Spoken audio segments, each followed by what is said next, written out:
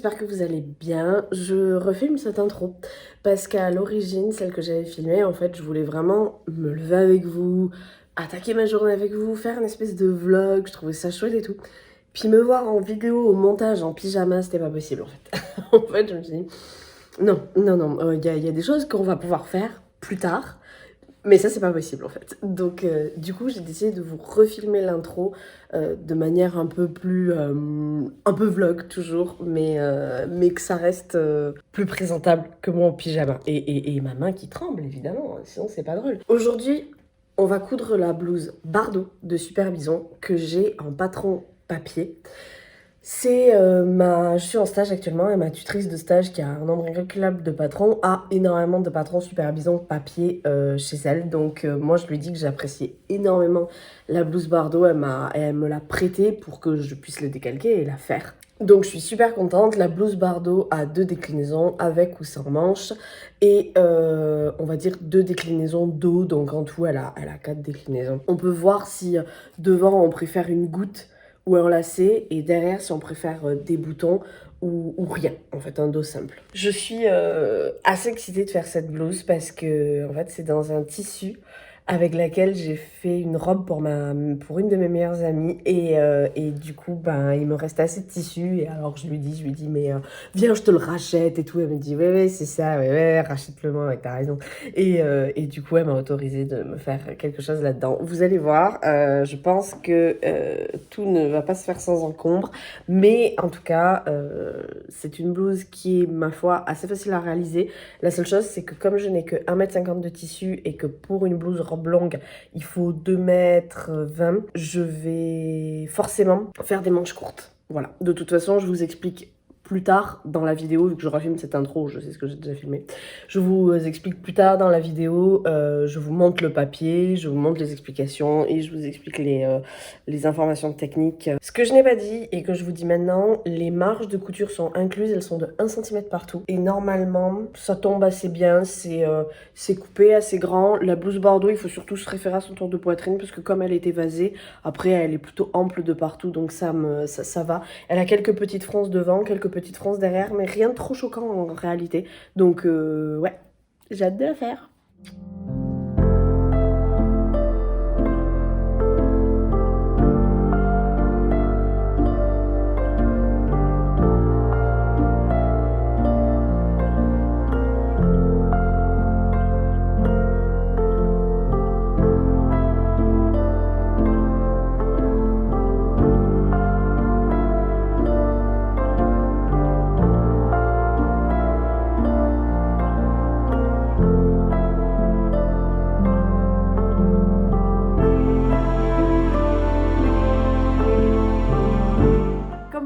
On se retrouve quand il fait jour. J'ai voulu m'habiller ce matin, comme vous pouvez le voir. Et je me suis dit, bon, bah, je vais mettre ma chemise bruyère. Je vais vous la chercher. Ma chemise bruyère de Direndo Pattern. Et je me suis dit, c'est trop bien, je vais pouvoir la mettre. Et je me rappelais qu'elle avait un petit souci au niveau du col quand je l'avais faite parce que c'est quand même une difficulté. Alors, c'est quelque chose que j'ai trouvé difficile à l'époque, donc c'est-à-dire il y a 2 ans, ouais facile 2 ans, même 2 ans et demi. C'est pas que j'ai pas de livret d'explication, c'est que je n'ai pas imprimé là où il mettait la difficulté, donc je vous afficherai la difficulté à l'écran. Mais pour moi c'était quelque chose que j'ai trouvé difficile et je m'étais souvenu qu'il avait un petit couac au niveau du col et je me suis dit bon bah c'est pas très grave, je vais quand même la mettre, puis voilà, je l'enfile. En plus j'ai même pas besoin de l'ouvrir quand je l'enfile comme ça, super. Je la mets, je me dis putain, je me rappelle à l'époque elle était un peu serrée au niveau de la taille, là je baillais un peu donc j'étais là, bon bah ça veut dire que j'ai perdu du poids, c'est cool parce que je suis quand même dans la recherche de perte de poids constante, tu vois. Donc je me suis dit, bon, ok, bon, bah c'est cool et tout. Puis je vois les pinces au niveau de la poitrine. En fait, au niveau de la poitrine, vous voyez, il y a des pinces là et des pinces là.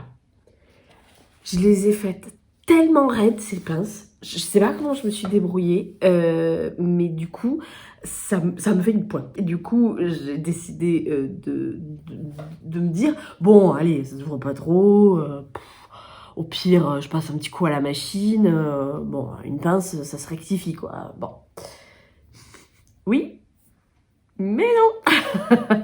Parce que, en fait, je suis allée me regarder dans le miroir. Parce que je trouvais qu'il y avait un truc qui clochait au niveau du col, effectivement. Mais je savais que le col, en fait, était trop court. C'est-à-dire qu'en fait, quand j'ai fait mon col, là, il arrive pas à la patte de boutonnage, il arrive un peu avant de chaque côté. Et en fait, on m'avait dit non, mais c'est pas choquant, ça fait un peu une chemise loose et tout, tu vois. Donc je m'étais dit, bon, ok, quoi. Je regarde et je vois que devant, il y a 2 grandes bandes de tissu que j'ai rajoutées. Mais de chaque côté de la patte de boutonnage. Et je me suis dit, attends, c'est pas mon patron, ça? Alors je me suis dit, oh, putain. Et là, tout m'est revenu. Mais alors, comme si je revivais le moment, quoi, vraiment. Et je me suis souvenue l'avoir terminé, quasiment terminé. Et au moment de monter le col, parce qu'en fait, tu fais d'abord toute la chemise, tu fais le col, et après, t'assembles les deux. Et au moment de monter le col, j'enfile ma chemise, et genre, je peux pas la fermer, allez, d'au moins 15 centimètres. Donc j'ai démonté la patte de boutonnage. Non mais attendez, j'ai démonté la patte de boutonnage, j'ai rajouté du tissu de chaque côté de la patte de boutonnage, et sauf que le problème, c'est que le bruyère, je sais pas si vous voyez bien, mais elle a une ceinture. Donc en fait, j'ai rajouté un bout. En fait, j'ai démonté la ceinture, j'ai rajouté un bout à la ceinture. Non mais y'a rien qui va. Je le sais, je vous tease, je vais pas vous la montrer parce que j'ai vraiment honte. Non mais j'ai vraiment honte. Là, c'est pas genre oui, mais bon, quand on débute, c'est normal et tout. Non, non, non, non, non, non, non, non, non, non. Non, il y a des trucs, tu vois, je fais des erreurs et il y a pas de problème et ça arrive. Non, non, là, j'ai détruit le patron. Voilà, en fait, c'est ça. C'est pas que j'ai honte envers Tirendo, tu vois. J'ai détruit le patron. On va parler un peu plus de la blouse Bardot, parce que c'est quand même celle que je vais réaliser aujourd'hui, malgré le fait qu'il pleuve, ou qu'il va pleuvoir. La blouse Bardot, moi, le modèle que je vais faire, c'est ce modèle-là de devant, ce modèle-là de dos, sauf que je vais mettre des manches sans galon et courtes. Parce que je n'ai pas la place de faire des manches longues. Parce qu'il faut plus de 2 mètres pour faire la blouse manche longue. Et moi, bah, j'ai 1,50 m. Je vous montre ce qu'elle donne portée sur une dame. Voilà.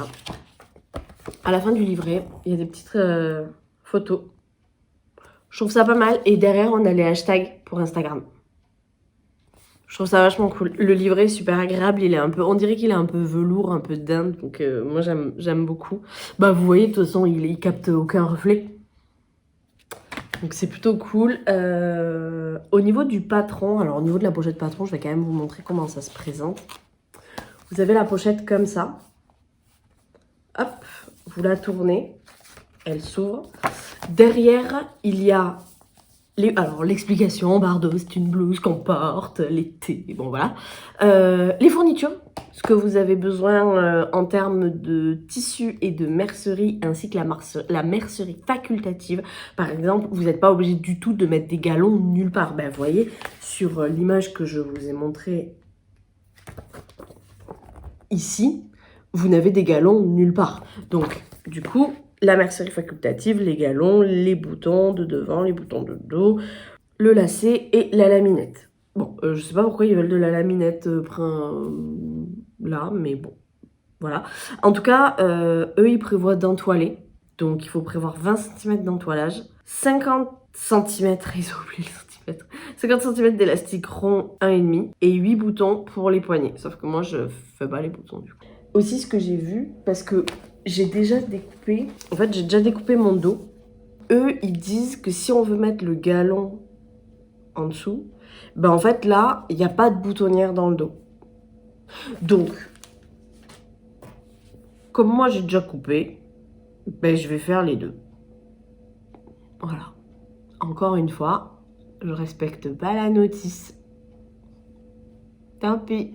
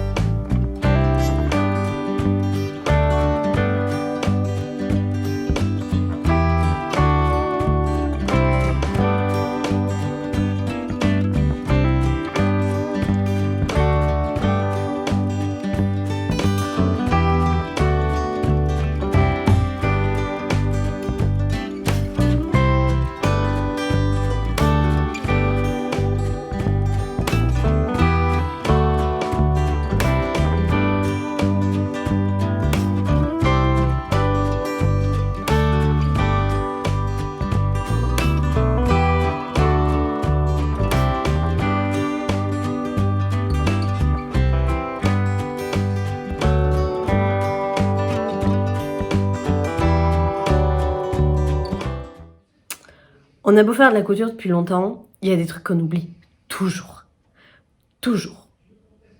Comme le fait que les patrons sont faits pour des nanas qui font entre 1m65 et 1m70 et que je fais 1m54. J'ai oublié. Du coup, en fait, j'ai coupé mes pièces et en fait, j'aurais dû raccourcir mon dos et mon devant. Je vais vous montrer. En fait, ça arrive là. Et moi, d'habitude, mes hauts, ils arrivent là. Là, c'est mon nombril. Là, c'est mon nombril. D'habitude, mes hauts, voilà, comme ce pull, ils arrivent là. Voire, allez, là, c'est mes grandes hanches. Ils arrivent là. Mes grandes hanches. Voilà, lui, vous le voyez même pas, quoi. Lui, il arrive, Alors, vous allez me dire, alors, il me cache le ventre, c'est pas très grave. Là, vous allez me dire, mais... c'est pas si long. Et moi, je vais vous dire, non, là, ça va. Mais il y a un volant de 30 cm à rajouter, quoi. En vrai, ça va le faire parce qu'en fait, j'ai que découpé le volant du bas, de devant. Donc, je vais pas découper celui de derrière. Et là, je vais pas le raccourcir. Je vais mettre de la dentelle. La même que je vais mettre ici. Et je vais le laisser à cette longueur. Voilà.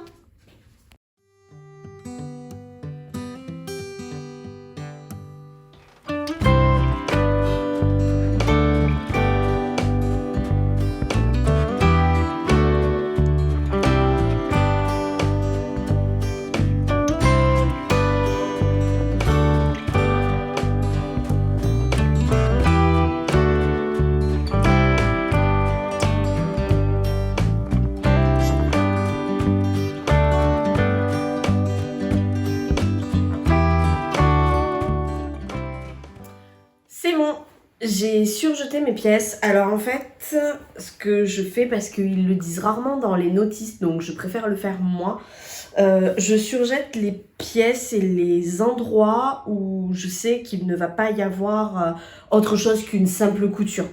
Et en fait, je m'étais demandé si c'était une bonne chose de surjeter le bas du devant qui est comme ça. Voilà, en fait, ça va être le bas du devant et je sais pas. Je sais pas parce qu'en plus moi je veux un effet de transparence parce que je ne vous ai pas dit tout à l'heure. En fait mon idée serait que normalement le haut est doublé. Donc si le haut est doublé, on est censé mettre ça comme ça. Ouais, comme ça. Sauf que moi, je suis pas du tout prévu de faire ça. Moi j'ai prévu de faire très exactement à peu près la même chose. Donc c'est-à-dire que vous ne l'avez pas vu parce que je l'ai fait sur mes genoux, mais qu'en fait, je viens de mettre le haut comme ça, plop, plop, plop. Mon épaule, où est mon épaule? Je l'ai perdue. Et ça comme ça. Comme ça c'est rose et j'ai un effet de transparence. Et je l'avais fait pour un haut et j'avais vachement aimé en fait. Parce que comme le voile de coton, ça reste quand même assez transparent. Du coup, je trouve que c'est très délicat. Et je trouve qu'avec la transparence du motif par-dessous, ça amène vraiment... quelque chose supplémentaire. Ok, donc là, on en est à devoir mettre le galon en haut, en bas. Donc, d'abord, je vais faire mes fronces. Le galon ne va que dans le dos. Je ne mets pas de galon devant. Vous voyez, je ne mets pas de galon devant. Il n'y en a pas. J'en mets un dans le dos et un en bas. C'est tout. Du coup, je vais mettre le galon dans le dos. Ils expliquent au début du livret. Dans le dos, il y a des valeurs de fronce. Donc moi, comme j'ai la taille maximale, j'ai 44 cm de fronce. Donc ça doit faire 44 cm. Normalement, ça va aller assez vite. Comme je ne fais pas la bande du bas, je mets juste la dentelle. On va s'y attaquer maintenant, comme ça ce sera fait. Toutes les finitions du bas de la blouse seront faites. Cousu, donc je suis assez contente. Là, je vais le repasser pour pouvoir la retourner. Et je la surpiquerai dans un second temps. Mais c'est très très joli. La prochaine étape, donc j'ai fait tout le bas, j'ai fait les côtés. On va devoir faire le dos, je crois, en premier. Après, on va devoir faire... Enfin, on va pas devoir faire le dos en premier. C'est qu'on va devoir assembler le dos et le devant ensemble par les épaules. Et ensuite, on va devoir raccorder effectivement là le dos au dos et le devant au devant. Sachant que vous vous rappelez, derrière, je mets un galon. Donc derrière, je remets cette dentelle. Et devant, j'en ai. Donc je suis très contente, je dois être à un tiers de la cousette. Je vais me permettre, parce que jusqu'à là j'ai filmé pas mal d'étapes, j'ai filmé beaucoup de choses que je faisais. Je vais me permettre d'en filmer un tout petit peu moins.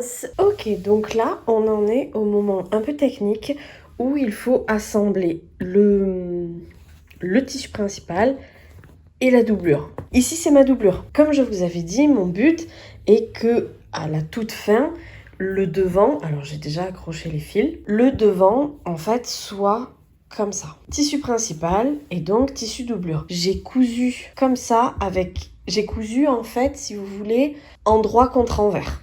Ce tissu à l'endroit, je vais vous le mettre comme ça.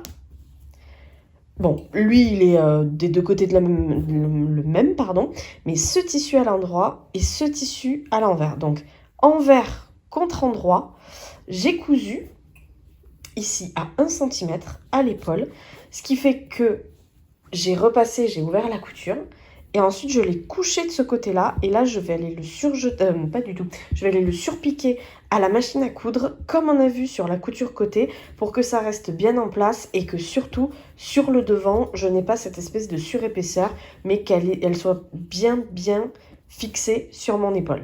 Ok. Ici, j'ai fini de coudre la doublure à mon devant et mon dos. Donc ici, ce que vous voyez, c'est le devant, et donc derrière, j'ai la doublure qui est ici. Là, mon voile de coton blanc, et là, mon tissu principal avec mon effet de transparence.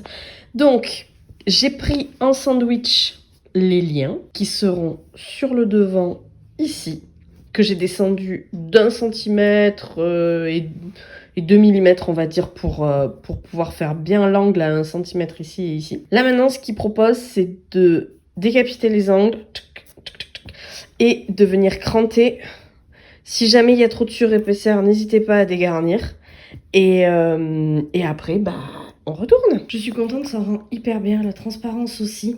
J'ai dû vraiment couper ici la marge de couture qui était beaucoup trop grande et qui se voyait par transparence. Vous voyez, bon, c'est pas très choquant, mais ça faisait un peu disgracieux, donc j'ai préféré la couper.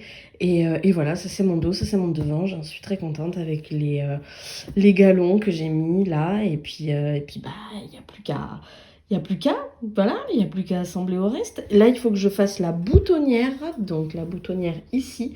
Je vais m'en charger avant de raccorder tout ça au dos, et au moment où je raccorderai au dos, je mettrai le petit galon de dentelle ici. Voilà.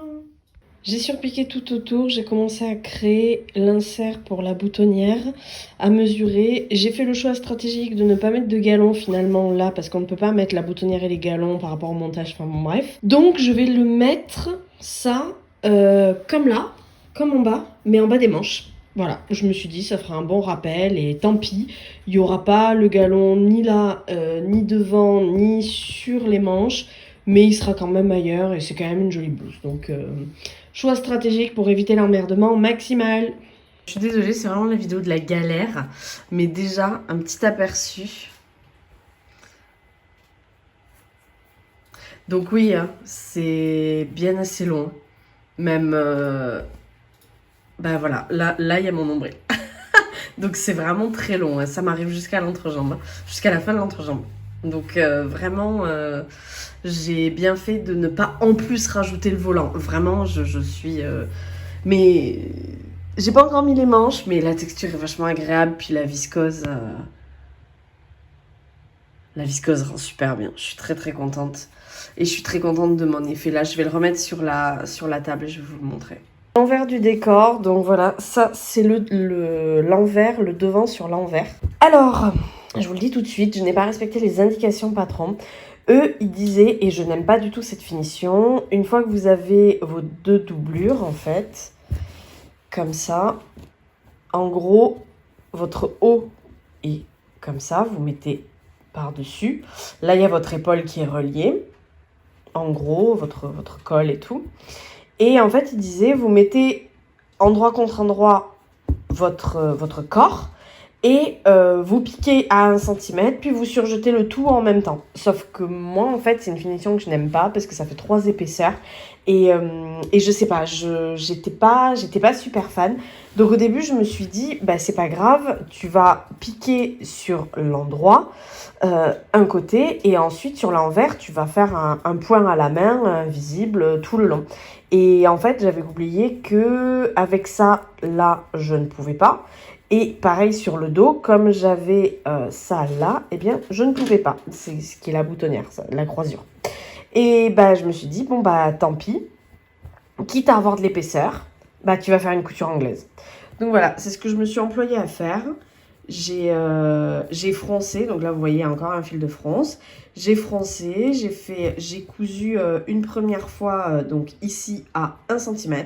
Et ensuite, j'ai cousu une seconde fois à 1 cm 3, je crois. Le seul truc que je regrette, c'est que du coup, bah, forcément, la couture anglaise me rapetisse le haut. Mais bon, en vrai, c'est pas très grave, ça reste quand même harmonieux. Donc, je suis assez contente. Et j'ai fait la même chose pour l'envers. Comme je vous disais, ça rend super bien ça. Je suis trop contente. Donc bah, à partir de là, je pose les manches, je fais une coulisse aux manches, je pose le galon aux manches, et ben on se retrouve pour le reveal. If you ever need me, baby, just call me.